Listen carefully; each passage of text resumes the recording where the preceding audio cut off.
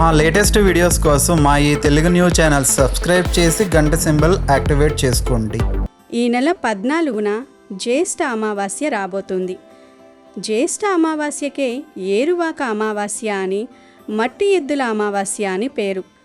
పైగా ఈ అమావాస్య మంగళవారంతో కలిసి వస్తుంది గనుక దీనికే మంగళ అమావాస్య అని పేరు. అయితే ఇంతటి శక్తివంతమైన రోజున ఎవరైతే ఈ చెట్టును తాకుతారో వారికి ఉండే దరిద్రాలు, కష్టాలు, బాధలు, గండాలన్నీ కూడా పోతాయి. దోషాలన్నీ కూడా పోతాయి. దోషాలు, దరిద్రాలు, గండాలన్నిటినీ ఆ చెట్టు లాగేసుకుంటుంది. మీకు తిరిగిలేని రాజయోగం పడుతుంది. మీ దశ మారిపోతుంది. మీ సుడి తిరిగిపోతుంది. అపార ధనయోగం కలుగుతుంది. అంతేకాదు ఈ అమావాస్య రోజు ఈ చెట్టును తాకితే మీకు అన్ని శుభాలే జరుగుతాయి. పట్టిందల్లా బంగారం అవుతుంది. మన పూర్వీకులు అమావాస్య రోజు ఈ చెట్టును తాకేవారు. అలా తాకి వారు ఎన్నో శుభ ఫలితాలను పొందారు. ఎందుకంటే ఈ చెట్టు మిమ్మల్ని ఆశీర్వదించి దీవిస్తుంది, లక్ష్మీ అనుగ్రహాన్ని కలిగిస్తుంది. మరి ఈ అమావాస్య రోజు ఏ చెట్టును తాకితే దరిద్రాలు, గండాలు పోతాయో ఇప్పుడు మనం ఈ వీడియోలో తెలుసుకుందాము. ఫ్రెండ్స్, ఫస్ట్ అయితే కామెంట్ బాక్స్లో ఓం నమః శివాయ అని కామెంట్ చేయండి. అలాగే ఈ వీడియోకి ఒక లైక్ కొట్టి మన ఛానల్ని సబ్స్క్రైబ్ చేసుకోవటం అస్సలు మర్చిపోవద్దు. ఫ్రెండ్స్, ఈ వీడియోని చివరి వరకు చూడండి. అప్పుడే మేము చెప్పేది మీకు అర్థమవుతుంది. మీరు సగం సగం వింటే కన్ఫ్యూజ్ అవుతూ ఉంటారు. ఈరోజు నిమ్మకాయతో ఇలా చేస్తే చాలు, కటిక పేదవాడు కూడా ధనవంతుడవుతాడు. లక్షలు కాదు, కోట్లు వచ్చి పడతాయి. మీ సుడి తిరిగిపోతుంది. అద్భుతమైన ఫలితాలతో మీ జీవితం మారిపోతుంది. నిమ్మకాయ గురించి మన అందరికీ తెలిసిందే కదా. నిమ్మకాయతో పరిహారం చేస్తే ఖచ్చితంగా సిద్ధిస్తుంది. చాలా మంచి రిజల్ట్ అనేది వస్తుంది. అలానే మన సుడి తిరిగిపోతుంది. కాబట్టి నిమ్మకాయ పరిహారం అనేది ఖచ్చితంగా అందరూ ఆచరించింది. దానికి తోడు ఈ అమావాస్య మంచి రోజున కలిసి వచ్చింది. ఇలా కలిసి రావటం చాలా విశేషం. ఈరోజు చేసే పూజకి కావచ్చు, ఈరోజు చేసుకునే పరిహారానికి కావచ్చు, మంచి ఫలితం అనేది ఉంటుంది. ఈ ఫలితాన్ని మనం చూసి ఆశ్చర్యపోతాము. కాబట్టి మీరు మరిచిపోకుండా ఈ పరిహారం చేసుకోండి. అసలు ఈ అమావాస్య రోజు నిమ్మకాయ పరిహారం ఎలా చేయాలి అనే విషయాన్ని ఇప్పుడు మనం ఈ వీడియోలో వివరంగా తెలుసుకుందాము. కష్టాలు పోయి మా సంపాదన పెరగాలి అని కోరుకునేవారు ఈరోజు తప్పనిసరిగా నిమ్మకాయ పరిహారం చేయండి. అది కూడా సాయంత్రం 6 తర్వాత, అంటే చీకటి పడిన తర్వాత మాత్రమే ఈ నిమ్మకాయ పరిహారాన్ని చేయాలి. ఈ నిమ్మకాయ పరిహారం సర్వ దరిద్రాలను తీసేస్తుంది, అష్టైశ్వర్యాలను తెచ్చిపెడుతుంది. అన్ని విధాలుగా కూడా మనకు బాగా ఉపయోగపడుతుంది. నిమ్మకాయే కదా అనుకుంటాం, కానీ నిమ్మకాయకు అతీత శక్తి ఉంటుంది. నిమ్మకాయతో చేసే పరిహారం తప్పక సిద్ధిస్తుంది. ముఖ్యంగా ఈ అమావాస్య రోజు చేసుకునే నిమ్మకాయ పరిహారం అయితే ఇంకా మంచి ఫలితాన్ని తెచ్చిపెడుతుందని శాస్త్రాలు చెబుతూ ఉన్నాయి. అందుకే ఒక్క నిమ్మకాయను తీసుకోండి. మహా అయితే నిమ్మకాయకు ఒక 5 రూపాయలు ఖర్చు అవుతాయి, అంతే. అంతకంటే ఇంకా మనకేం ఖర్చు కాదు కదా. అందుకే ఇలా 5 రూపాయలు పెట్టి ఒక నిమ్మకాయను తెచ్చుకుని పరిహారం చేసుకుంటే మాత్రం ఇక మీ సుడి తిరిగిపోయి మీకు అంతా కూడా మంచి జరగడంతో పాటు చాలా అద్భుతమైన ఫలితాలు కూడా ఉంటాయి. కానీ గుర్తుపెట్టుకోండి, పరిహారానికి ఎప్పుడూ కూడా పండిన నిమ్మకాయనే వాడాలి. పచ్చి నిమ్మకాయను వాడి మీరు పరిహారం చేసుకుంటే పెద్దగా ఫలితమైతే రాదు. కనుక ఈ పరిహారానికి కూడా పండిన నిమ్మకాయను తీసుకోండి. తీసేసుకున్న తర్వాత మీరు ఈ పరిహారం చేసుకోండి. ఈ పరిహారం ఇంటి పరంగా బాగా ఉపయోగపడుతుంది. ఇంటి పరంగా కొంతమందికి కలిసి రాదు. ఇంట్లో ఏదో ఒక ఇబ్బంది ఉంటూనే ఉంటుంది. ఇంటి పరంగా బాధలు ఉంటూ ఉంటాయి కదా.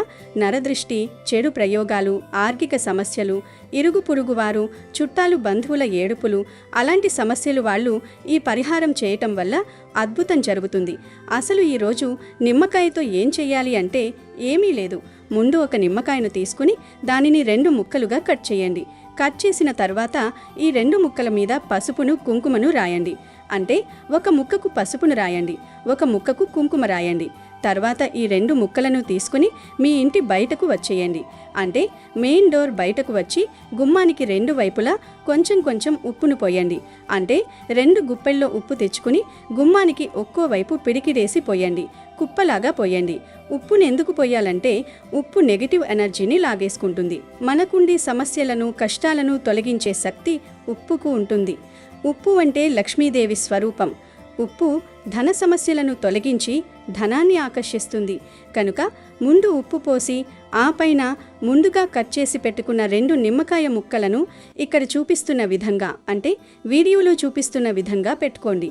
అలా నిమ్మకాయలు పెట్టిన తర్వాత ఆ నిమ్మకాయల మీద 2 కర్పూరం బిళ్ళలను పెట్టి ఆ కర్పూరం బిళ్ళల్ని అగ్గిపుల్లతో వెలిగించేయండి. అలా వెలిగించేసిన తర్వాత మీరు మీ ఇంట్లోకి వెళ్ళి మీ పనులు మీరు చూసుకోవచ్చు. ఈ కర్పూరం బిళ్ళలు వెలుగుతున్నంతసేపు మీరు తలుపులు తీసే ఉంచాలి, క్లోజ్ చేయకూడదు. కర్పూరం బిళ్ళలు ఆరిపోయాక తలుపులు వేసుకున్నా తప్పేమీ లేదు. కర్పూరం ఆరిపోయాక ఆ ఉప్పును నిమ్మకాయ ముక్కలను రాత్రంతా అక్కడే వదిలివేయండి. ఈ పరిహారాన్ని అమావాస్య రోజు సాయంత్రం 6 గంటల నుండి 12 గంటల మధ్యలో ఎప్పుడైనా సరే చేసుకోవచ్చు. పగలు మాత్రం చేయకూడదు. ఇక గుమ్మం దగ్గర ఉన్న ఉప్పును నిమ్మకాయ ముక్కలను మరునాడు ఉదయం లేవగానే తీసేసి ఒక కవర్లో వేసేసి ఆ కవర్ను తీసుకుని వెళ్ళి పెద్ద మర్రి చెట్టు మొదట్లో గాని రావి చెట్టు మొదట్లో గాని పడేయండి. ఈ చెట్లు అందుబాటులో లేకపోతే పారే నీటిలో పడవేయండి. అంటే కాలువలు, నదులు ఇలా పారే నీళ్లుంటాయి కదా, ఆ నీటిల్లో పడవేయండి, సరిపోతుంది. ఈ చిన్న పరిహారం చేయటం వల్ల ఇంట్లోని దరిద్రం పోతుంది, సకల దరిద్రాలు పోతాయి, నెగిటివ్ ఎనర్జీ పోతుంది, దిష్టి దోషాలు, ఏడుపులు కూడా పోతాయి. కటిక పేదవాడు కూడా ధనవంతుడిగా మారిపోతాడు. అంతేకాదు, ఇలా ఈ చిన్న పరిహారం చేసుకోవడం వల్ల చాలా మంచి ఫలితాలుంటాయి. మన జీవితం మారిపోతుంది, మనకంతా కూడా మంచి జరుగుతుంది. మంచి ఫలితాలతో అద్భుతాన్ని చూడగలుగుతాము. ఇది చాలా చిన్న పరిహారం, కానీ ఫలితం మాత్రం చాలా ఎక్కువగా ఉంటుంది. ఆ ఫలితాన్ని చూసి మీరు ఆశ్చర్యపోతారు. కాబట్టి ఈ విధంగా ఈ నిమ్మకాయ పరిహారం అనేది ఆచరించండి. ఈ నిమ్మకాయ పరిహారం చేసినట్టు గాని చేస్తున్నట్లు గాని ఎవరికీ చెప్పకండి. ఇది మీరు రాత్రిపూట చేస్తే చాలా మంచిది. అంటే 7 గంటలు దాటిపోయిన తర్వాత గాని 6 గంటలు దాటిన తర్వాత గాని చేసుకోండి. ఇలా చేసుకుంటే చక్కగా ఫలితం ఉంటుంది. కొందరిని చూస్తూ ఉంటాం, ఇంట్లో వారికే పడదు. భార్యాభర్తల మధ్య తీవ్రమైన ఇబ్బందులు, గొడవలు వస్తూ ఉంటాయి. కష్టాలు, బాధలు, ఆర్థికంగా అస్సలు బాగోవు, కలిసి రాదు, అసలు ఏం బాగుండదు కదా. అలాంటి వాళ్లకు అనుకూలించే పరిహారం ఈ నిమ్మకాయ పరిహారం. ఈ నిమ్మకాయ పరిహారం చక్కగా మనకు ఉపయోగపడుతుంది. ఎలాంటి డౌట్ అనేది కూడా ఉండదు. నమ్మకంతో చేస్తే చాలు, ఈ పరిహారం సిద్ధిస్తుంది. మనకు అంతా కూడా మంచి జరుగుతుంది. నెగిటివ్ ఎనర్జీని తీసివేస్తుంది, చెడును లాగేసుకుంటుంది, మన కష్టాలను తొలగించేస్తుంది. ఒకవేళ మనకు తెలియకుండా నకారాత్మక శక్తులు మన ఇంట్లో ఉంటే అవి కూడా పోతాయి. మనకు నార్మల్ రోజుల కంటే ఇలాంటి తిథివార నక్షత్రాలు, అంటే ఈ పున్నమి కావచ్చు, అమావాస్య కావచ్చు, అష్టమి, పంచమి తిథులలో ఈ యొక్క నకారాత్మక శక్తులు కొంచెం ఎక్కువగా ఉంటూ ఉంటాయి. కొన్ని ఇబ్బందులను క్రియేట్ చేస్తాయి. ఎలా అంటే ఇంట్లో పిల్లలే గొడవ పడేటట్లు, పెద్దలు గొడవ పడేటట్లు చేస్తాయి. ఇలాంటివి చాలామంది నమ్ముతూ ఉంటారు, కొంతమంది నమ్మరు.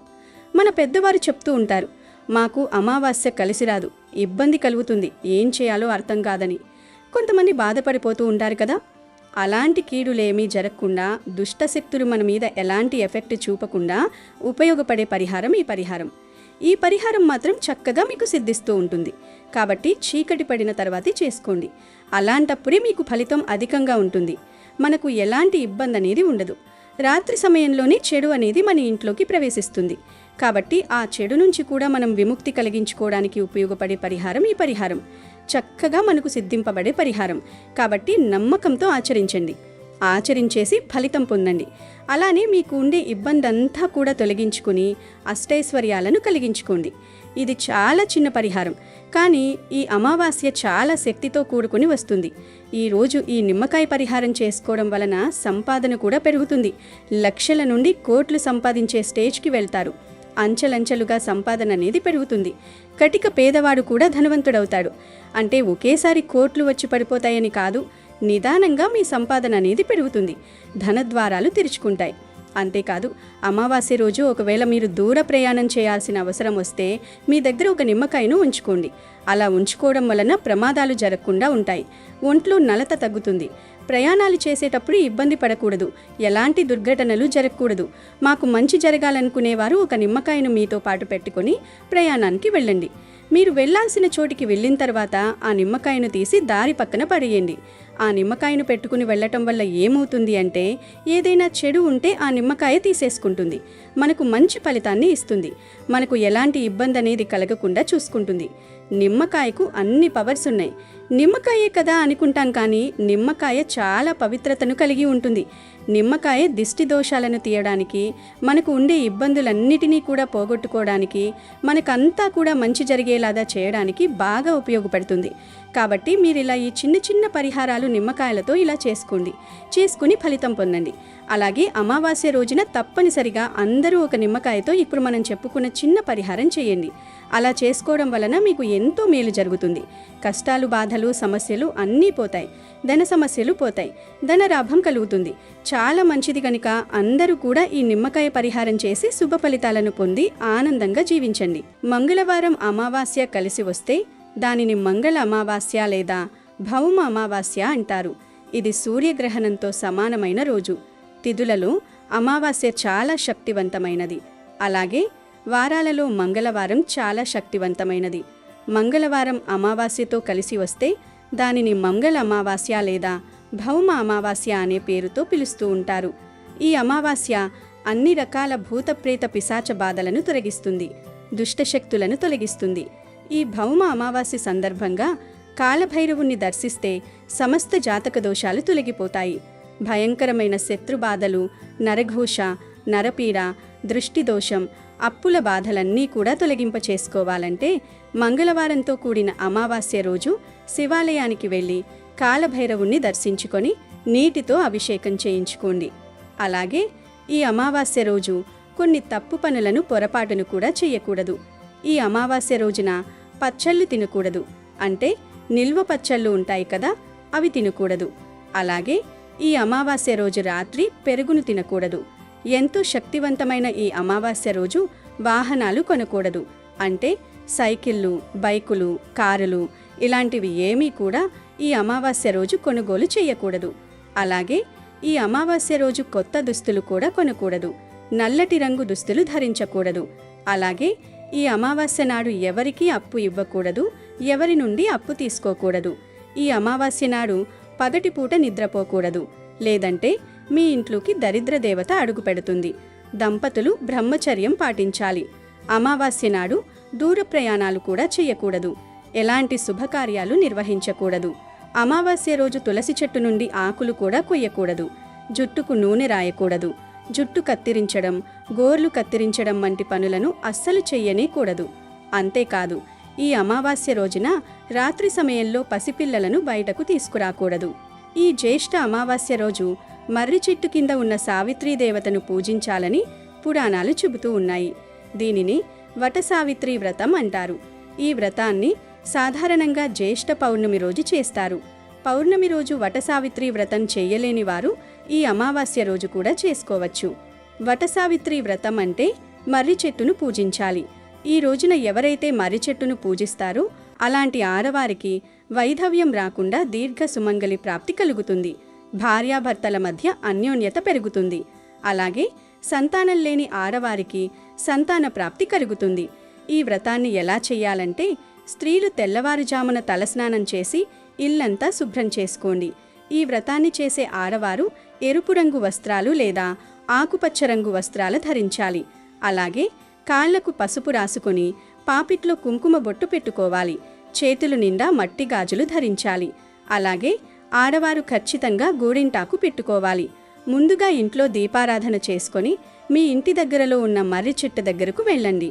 ముందుగా మర్రి చెట్టుకు నమస్కారం చేసుకొని పసుపు రాసి కుంకుమ బొట్లు పెట్టండి. ఒక తెలుపు రంగు దారాన్ని తీసుకొని 5 పోగులుగా చేసి ఆ దారానికి పసుపు రాసి మర్రి చెట్టుకు కట్టి 7 ప్రదక్షిణాలు చేయండి.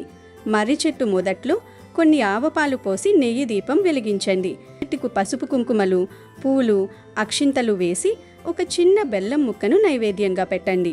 ఈ విధంగా మర్రి చెట్టును పూజించి అక్కడున్న ముత్తైదులకు తాంబూలం ఇవ్వండి. తమలపాకులు, 2 అరటిపండ్లు, వక్క, పసుపు, కుంకుమలు, గాజులు పెట్టి తాంబూలం ఇవ్వాలి. చివరగా సావిత్రి సత్యవంతుల పౌరాణిక కథలు చదవడం కానీ వినడం కానీ చేయాలి. ఈ కథ వినకపోతే వ్రత ఫలితం దక్కదు. పూజ అంతా అయిపోయిన తర్వాత ఇంటికి వచ్చి మీ భర్త పాదాలకు నమస్కారం చేసుకోండి. ఈ వ్రతాన్ని చేసే స్త్రీలు ఖచ్చితంగా ఉపవాసం ఉండాలి. ఉదయం అంతా ఉపవాసం ఉంటూ పాలు పండ్లు స్వీకరించాలి. ఈ రోజున మర్రి చెట్టుకు నీళ్లు పోస్తే మీ పితృదేవతలకు స్వర్గప్రాప్తి కలుగుతుంది. ఎంతో పవిత్రమైన ఈ అమావాస్య రోజున మీకు ఏ సమయంలో అయినా సరే ఒక ప్రత్యేకమైన చెట్టును తాకితే చాలు దరిద్రాలన్నీ కూడా పోతాయని శాస్త్రాలు చెప్తూ ఉన్నాయి. లక్ష్మీ కటాక్షంతో మీరు అపరకు భేరులుగా మారిపోతారు. మరి ఆ చెట్టు ఏమిటి అంటే వేప చెట్టు. ఈరోజు మీరు కేవలం వేప చెట్టును తాకితే చాలు మీ దశ మారిపోతుంది. ఈ రోజుతో మీకు ఉన్న దరిద్రం వదిలిపోతుంది. సంవత్సరమంతా డబ్బు ఇంట్లోకి వస్తూనే ఉంటుంది. మీ ఒంట్లోని గండాలన్నీ దోషాలన్నీ ఈ చెట్టు లాగేసుకుని మీకంతా మంచి జరిగేలాగా లక్ష్మీ అమ్మవారు దీవిస్తారు. వేప చెట్టు అనేది సాక్షాత్తు లక్ష్మీదేవి స్వరూపం.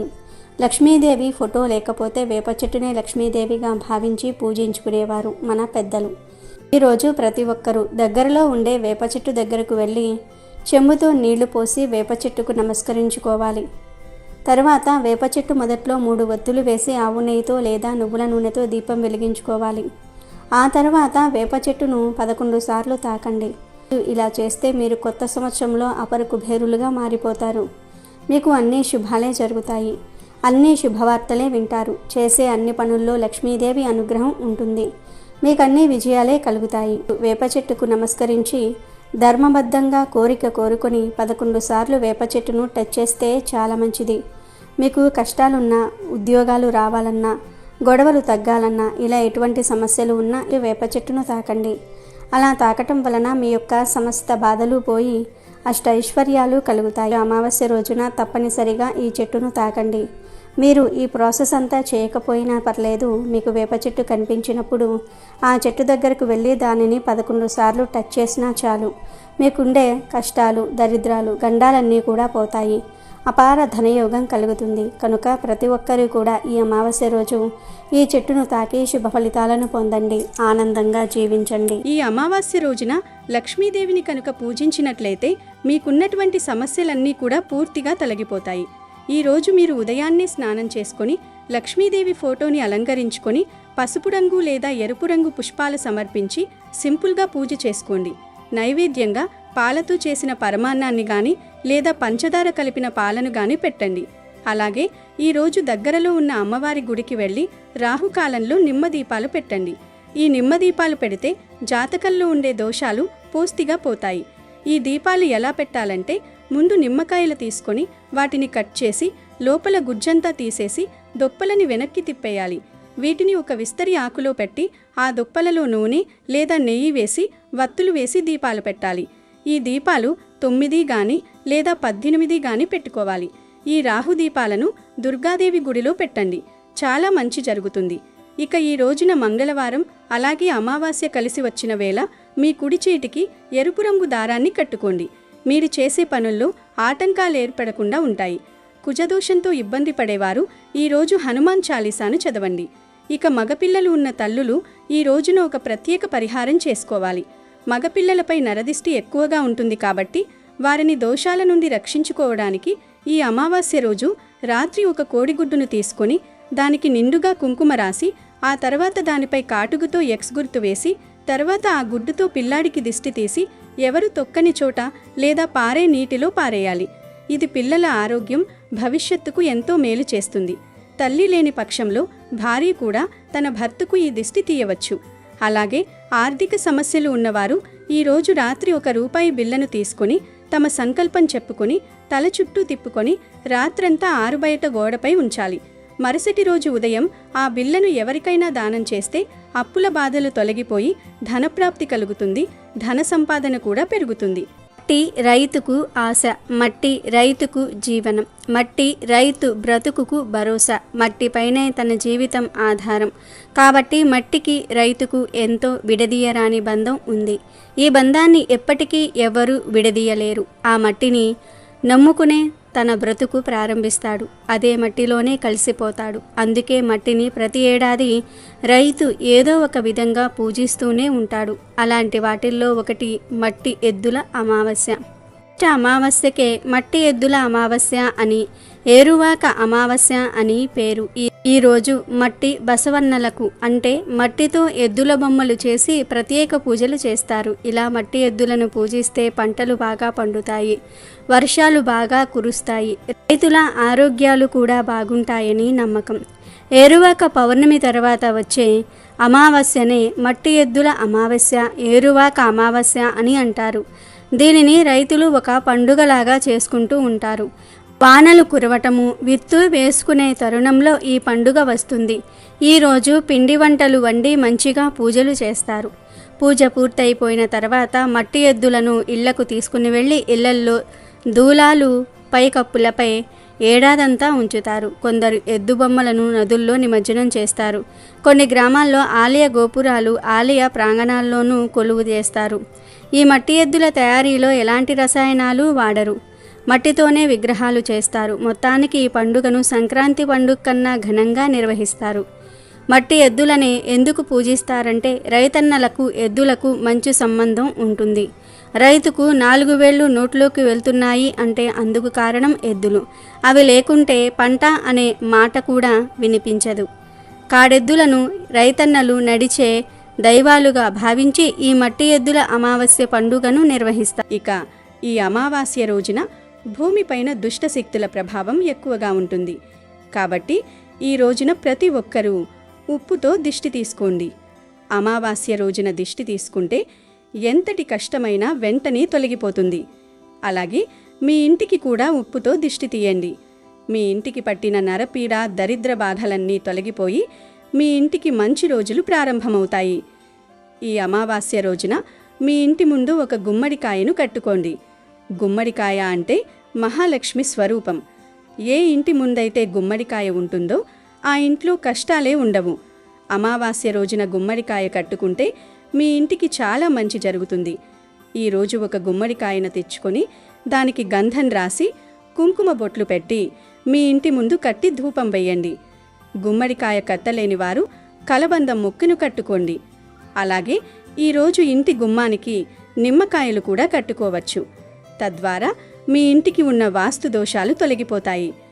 ఇక ఈ అమావాస్య రోజున ప్రతి ఒక్కరూ మీ కాలికి నల్ల దారం కట్టుకోండి.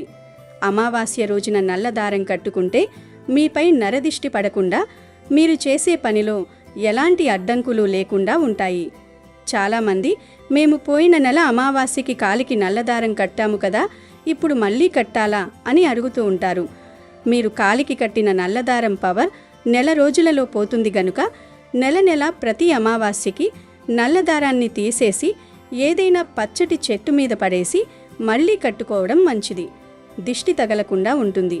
ఇక అమావాస్య రాత్రి సమయంలో నెగటివ్ ఎనర్జీ ఎక్కువగా ఉంటుంది. కాబట్టి ఈ రోజున సాయంత్రం సమయంలో మీ ఇల్లంతా సాంబ్రాణి పొగ వేయండి. ఇలా చేస్తే మీ ఇంట్లో ఎలాంటి సమస్యలు ఏర్పడకుండా మీ ఇంటిపై దేవతల ఆశీర్వాదం ఉంటుంది. ఇక ఈ రోజున ఏది చేసినా చేయకపోయినా కాకులకు ఆహారం వేయండి. ఈ అమావాస్య నాడు చనిపోయిన మన పెద్దలు కాకుల రూపంలో మన ఇంటికి వస్తారు. కాబట్టి ఈ రోజున కాకులకు అన్నం పెడితే చాలా మంచిది. అలాగే నల్ల చీమలకు ఆహారంగా పంచదార పొడి వేస్తే ఐశ్వర్యం కలిసి వస్తుంది. అలాగే నల్ల కుక్కలకు ఆహారం వేస్తే ఏలినాటి శని దోషాలు తొలగిపోతాయి. అలాగే ఈరోజు సాయంత్రం తులసిని పూజిస్తే చాలా మంచిది. తులసి కోటలో నెయ్యి దీపం వెలిగించి 11 ప్రదక్షిణలు చేస్తే విపరీతమైన ధనప్రాప్తి కలుగుతుంది. మన తల వెంట్రుకలకు నరదిష్టి ఎక్కువగా సోకుతుంది. కాబట్టి ఈ రోజున తలస్నానం చేయడం చాలా మంచిది. తలస్నానం అంటే షాంపూలేమీ వాడకుండా ఒట్టి నీళ్లు పోసుకోవాలి.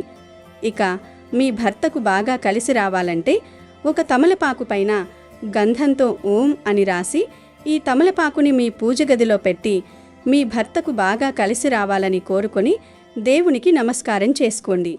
ఇక మీ భర్త ఆయుష్షు, ఆదాయం పెరుగుతుంది. అలాగే ఈరోజు తప్పనిసరిగా మీ ఇంటి గుమ్మం బయట లేదా మీ ఇంటి తలుపు పైన గంధంతో స్వస్తి గుర్తు వేయండి. మీ ఇంట్లో ఉన్న నెగటివ్ ఎనర్జీ మొత్తం బయటకు వెళ్ళిపోతుంది. వీడియో నచ్చితే లైక్ చేయండి, షేర్ చేయండి, బట్ సబ్స్క్రైబ్ చేసుకోవడం మర్చిపోవద్దు.